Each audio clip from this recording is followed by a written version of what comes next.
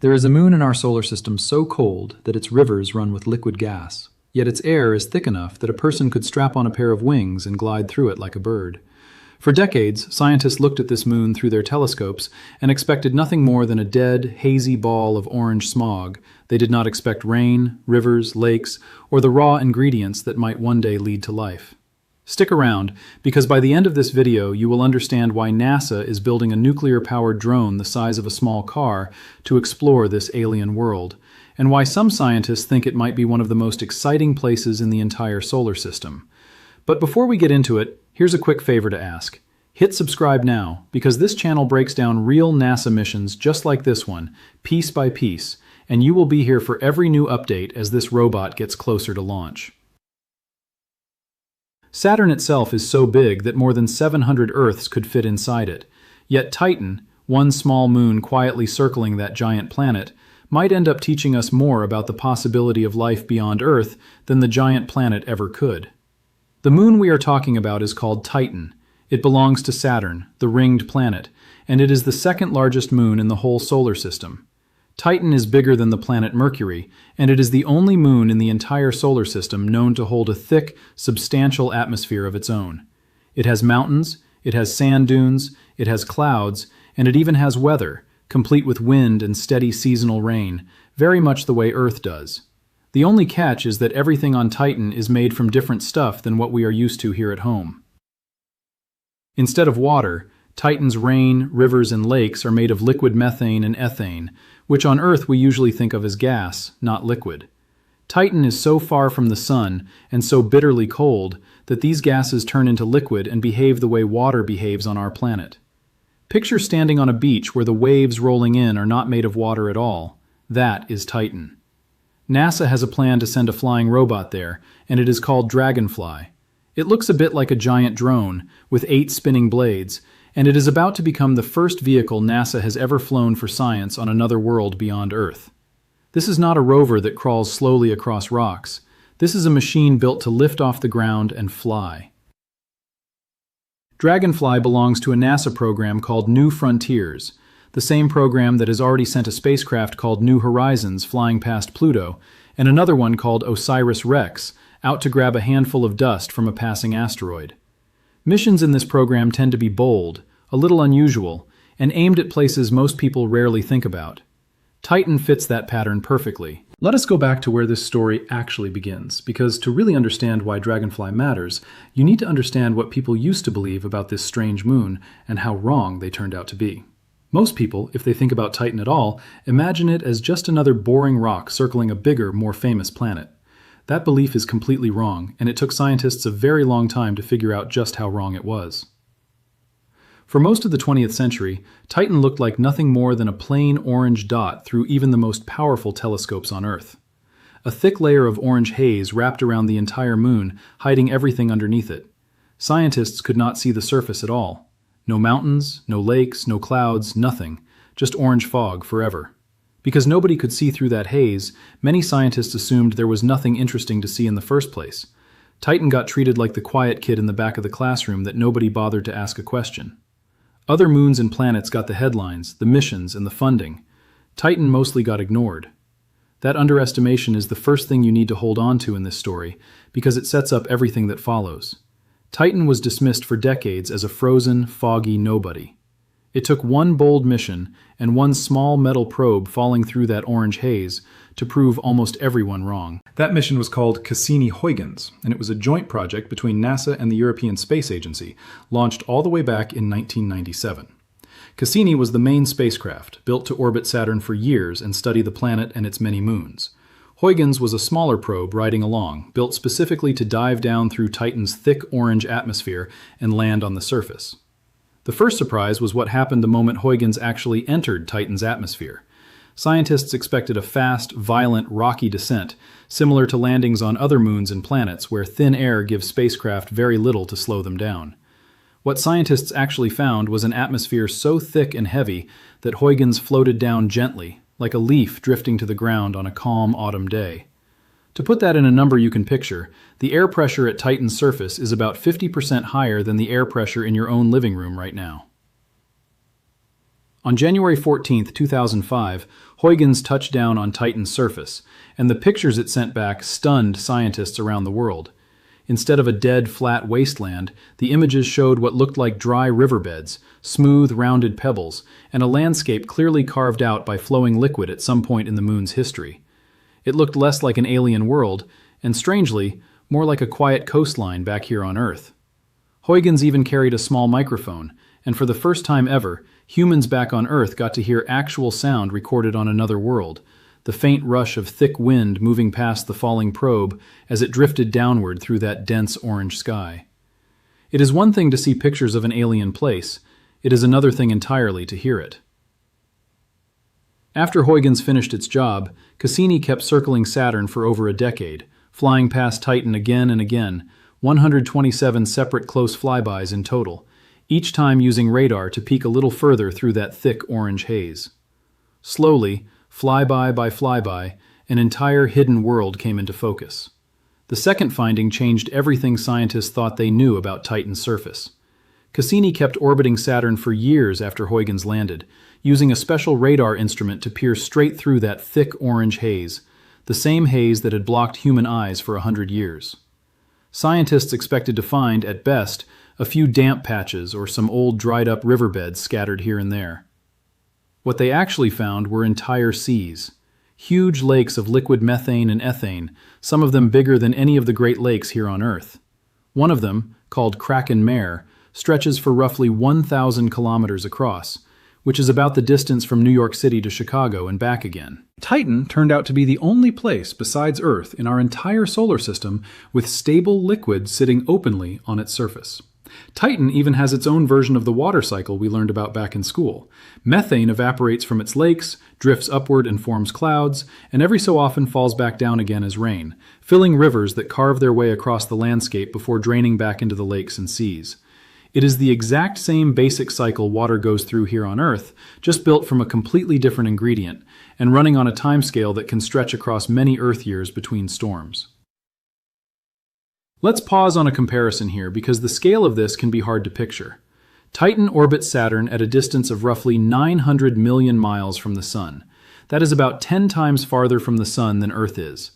And yet, despite being that far away, in that much darkness and cold, liquid is still flowing across its surface, filling lakes, carving channels, and creating weather. Do you think a flying robot is the right tool to explore a world like this, or would a rover have made more sense? Let me know what you think down in the comments because your thoughts on this actually help me figure out which parts of this mission to dig deeper into for future videos. Titan's surface temperature sits at around minus 179 degrees Celsius, which is roughly minus 290 degrees Fahrenheit. To put that in a number your body understands, that is colder than the inside of any freezer you have ever opened, colder than dry ice, cold enough that water ice on Titan is as hard as solid rock. And yet, because methane freezes at a much lower temperature than water does, it stays liquid there, filling rivers and lakes the way water fills them here. The third discovery puzzled scientists the most, and it is the discovery that eventually led directly to the Dragonfly mission being built. Scientists expected Titan's atmosphere to be a simple mix of gases, mostly plain and mostly boring, similar to a slightly odd version of Earth's own air. What they actually found, once Cassini's instruments got a closer look, was an atmosphere thick with complex organic molecules, the kind of carbon-based building blocks that, here on Earth, eventually helped lead to life. Scientists have a name for the hazy orange particles that give Titan its glow, calling them tholins, a kind of organic gunk that forms when sunlight and Saturn's magnetic field interact with the nitrogen and methane in Titan's air. Think of it like a giant, slow chemistry set stirring in the sky above the entire moon, cooking up complicated molecules over millions and millions of years. It is a bit like the warm haze sitting over a simmering pot on your kitchen stove, except this haze wraps around an entire world. That same orange haze that hid Titan's surface for 100 years is actually made from tholins drifting high above the ground, a little like smog hanging low over a busy city on a still summer afternoon, except this haze never clears, and it wraps around an entire world rather than a single skyline. The fourth puzzle scientists ran into involves something Titan is strangely missing: impact craters. Scientists expected Titan's surface to be covered in craters, the same way our own moon and the planet Mercury are covered in craters, scars left behind from billions of years of space rocks slamming into them. What scientists actually found was a surface with very few craters at all, almost as if something kept quietly cleaning them away. That something turned out to be Titan's own weather. Rain, wind, and slowly shifting dunes have been resurfacing Titan for a very long time, gently erasing old scars the same way a chalkboard gets wiped clean before someone writes on it again, instead of letting scribbles pile up forever. Titan, it turns out, is a living, changing landscape, not a frozen museum piece. This is where the underdog story really turns around. Titan went from being the moon nobody wanted to study to being one of the very few places in our solar system where scientists think the basic chemistry needed for life might actually be happening right now, today, without anyone needing to imagine anything. Elizabeth Turtle, a planetary scientist at the Johns Hopkins Applied Physics Laboratory in Laurel, Maryland, became the driving force behind turning that excitement into an actual mission. She and her team proposed sending a rotorcraft, essentially a large, tough drone, to fly around Titan and study its chemistry directly on the ground, at many different locations, instead of just one single landing spot. That proposal had to compete against other mission ideas for a limited pool of NASA funding under a program called New Frontiers. Many people inside the space community thought flying a robot on another world sounded too risky, too strange, and honestly, a little bit like science fiction. Nobody had ever tried anything quite like it before. One of the finalists Dragonfly beat out was a mission called Caesar, which would have flown out to a comet and brought a small sample of it back to Earth for study. Both ideas were exciting, but in the end, NASA leadership decided the chance to fly an entire robot through Titan's skies was simply too rare an opportunity to pass up. In 2019, NASA selected Dragonfly anyway, choosing it over the other finalists competing for that same slot. It marked the very first time NASA had committed to flying a vehicle for science on a world other than Earth. The quiet, underestimated moon and the bold, unusual robot built to explore it had both finally gotten their chance. Have you ever had an idea that people around you thought was too risky to try, only to watch it pay off later? If that sounds familiar, tap that like button and let this channel know, because it genuinely helps more space stories like this one reach other curious people like you. Now let's talk about why Titan is actually the perfect place in our entire solar system to fly a robot, because the reasons come down to two very specific numbers. The first number is gravity. Titan's gravity pulls at only about 1/7 the strength of Earth's gravity, meaning anything on Titan weighs far less than it would here at home. The second number is atmospheric density, and we already touched on this earlier. Titan's air is about 50% denser than the air surrounding you right now. Put those two numbers together, low gravity plus thick air, and you get flying conditions that are honestly easier than flying here on Earth. A human being wearing a simple set of wings could realistically flap them and lift off the ground on Titan. Here is a number that makes that low gravity easy to picture. A full gallon of milk sitting on your kitchen counter weighs a little over 8 pounds here on Earth. That exact same gallon of milk, carried to Titan, would weigh little more than 1 pound, light enough to lift with a single finger. Dragonfly takes full advantage of that. It is built with 8 separate rotor blades, arranged in pairs, which is why engineers sometimes describe it as looking like a giant version of a camera drone you might fly in your own backyard, except this one is roughly the size of a small car, and it is headed to another moon. Instead of solar panels, which would be nearly useless in Titan's dim, hazy sunlight, Dragonfly runs on something called a radioisotope power system. In simple terms, this is a small nuclear generator that produces steady electricity for years, using the natural heat given off by a slowly decaying radioactive material. It is the same basic kind of power source that has kept NASA's Mars rovers, including Curiosity and Perseverance, running for years without ever needing to plug into an outlet.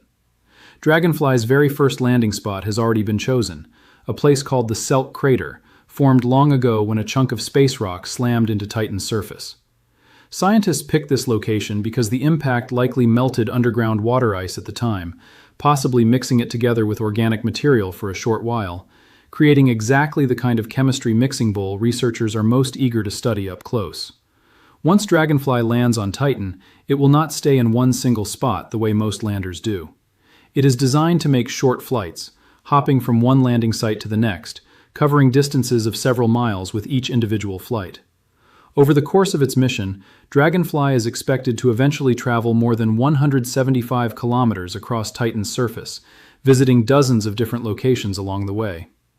Each time it lands somewhere new, Dragonfly will use a drill and a set of onboard instruments to sample the material sitting right at the surface, checking for organic molecules, the carbon-based building blocks connected to life as we understand it. It carries a mass spectrometer, a tool that identifies exactly which chemicals are present in a sample, along with a neutron spectrometer, which can detect certain elements hidden just beneath the surface without even needing to drill. Dragonfly also carries cameras that will capture wide panoramic pictures of Titan's dunes and plains, giving scientists back on Earth their clearest view yet of a landscape that stayed hidden from human eyes for 100 years. Compare that to how a typical NASA rover explores a world. Curiosity, the rover currently studying Mars, has covered only around 34 kilometers of ground since it landed back in 2012, moving in slow, careful, rolling steps across the red dirt. Dragonfly, by contrast, could cover that same kind of distance in only a handful of individual flights, simply by lifting up and gliding over to the next spot, instead of grinding across it wheel by wheel. Picture the sound this machine might make as its rotors spin up in that thick, cold orange air, a low, steady hum carrying easily through atmosphere far denser than our own. Picture the orange light of a distant, dim sun glowing faintly through the haze above, casting long shadows across dunes made not of sand from rock, but of tiny frozen grains of organic material. It is a scene that feels both completely alien and strangely familiar all at once. This mission has not been an easy or a cheap one to build. Dragonfly was originally expected to cost around $850 million and launch back in 2026. Because of the COVID-19 pandemic, supply chain problems, and multiple required redesigns, the mission's cost climbed to well over $3 billion, and the launch date slipped all the way to July of 2028.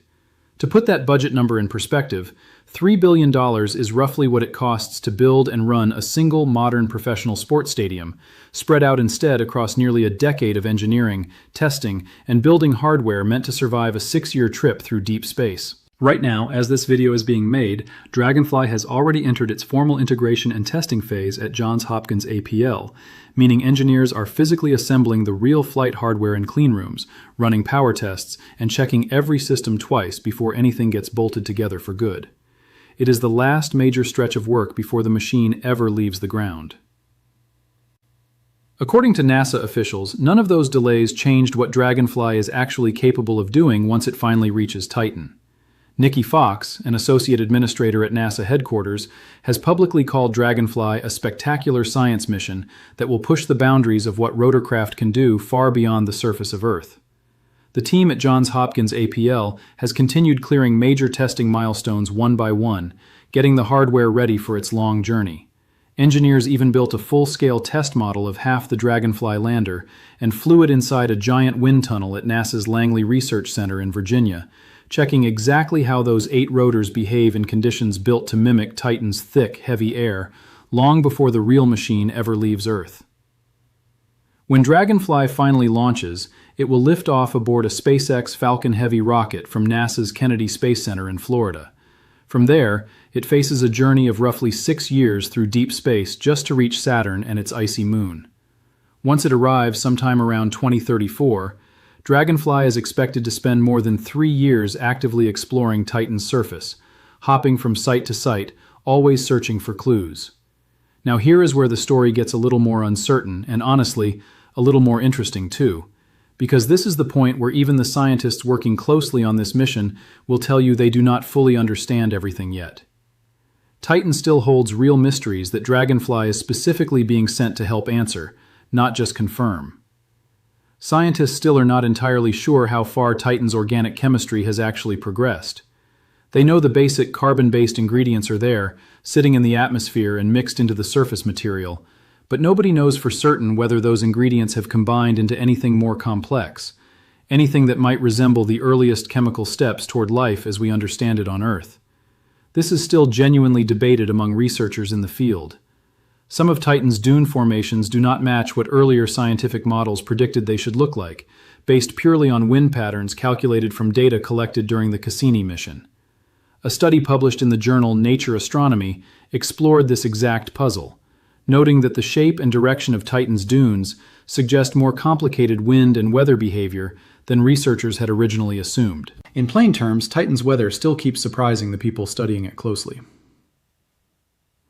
Would you want to see a full breakdown of exactly what instruments Dragonfly is carrying and how each one works? If a video like that sounds interesting to you, drop a comment below and let me know, because comments like that directly shape which topics I choose to cover here next. There is also an open question about why Titan formed the way it did in the first place, with such a thick, hazy, nitrogen-rich atmosphere, unlike almost anything else we have found orbiting any other planet in our solar system. Researchers at institutions including NASA's Jet Propulsion Laboratory, often called JPL, and Caltech in Pasadena, California, have spent years studying Cassini's leftover data, trying to piece together exactly how a moon this small managed to hold on to an atmosphere this substantial for billions of years. One leading idea is that Titan formed farther out in the early solar system, in a colder region where certain ices were more common, giving it the raw materials needed to build and hold a thick atmosphere over time. But this remains a working theory, not a settled fact, and part of what Dragonfly hopes to help clarify is exactly how Titan's atmosphere has changed, or stayed the same, across the moon's long history. None of this uncertainty is a weakness in the mission. If anything, it is the entire reason Dragonfly exists at all. A mission built to fly to a place we already understood completely would not really be much of a mission. Dragonfly is heading toward Titan specifically because there are still real, honest, scientific question marks hanging over that hazy orange world. Let's bring the numbers into even sharper focus, because by this point in the story, the details start to matter a lot more. Dragonfly's radioisotope generator produces a modest but steady stream of electrical power, similar in scale to the amount of electricity used by a couple of household light bulbs running at once. Yet it is more than enough to run Dragonfly's instruments, its rotors, and its onboard computer systems for years on end without ever running dry. Imagine the feeling of that first liftoff, rotors cutting through air far heavier than anything they were ever tested in back on Earth, dust made of frozen organic grains swirling gently below, and a hazy orange sky stretching out in every direction, with no other machine and no other living thing anywhere in sight. Each individual flight Dragonfly makes across Titan's surface is expected to last around half an hour, covering several miles before it lands again to study a brand new patch of ground. Multiply that out across dozens of separate landing sites over more than 3 full years of operation, and you get a slow, careful, patient survey of a world that took human scientists nearly a full century just to see clearly for the very first time. Whatever Dragonfly finds, its data will likely shape space exploration for decades to come. If it turns out that Titan's chemistry really has taken a few extra steps towards something lifelike, future missions might follow, carrying even more sensitive instruments, maybe even searching directly for signs of biology rather than just the raw ingredients for it. Dragonfly is not just answering questions on its own, it is very likely opening the door for whatever mission gets built next. Titan's story really is a story about patience rewarded. Nobody could see past that orange haze for decades. Then one small probe fell gently through the clouds in 2005 and changed the picture completely. Now, decades later, an entire flying robot is being built specifically to go back and ask deeper, more detailed questions about what that first glimpse actually revealed. If this story has genuinely surprised you so far, would you consider sharing this video with a friend who loves space, science, or just a good underdog story? Sharing helps videos like this one reach people who might never have stumbled across it on their own, and honestly, that is the biggest way this channel is able to keep growing.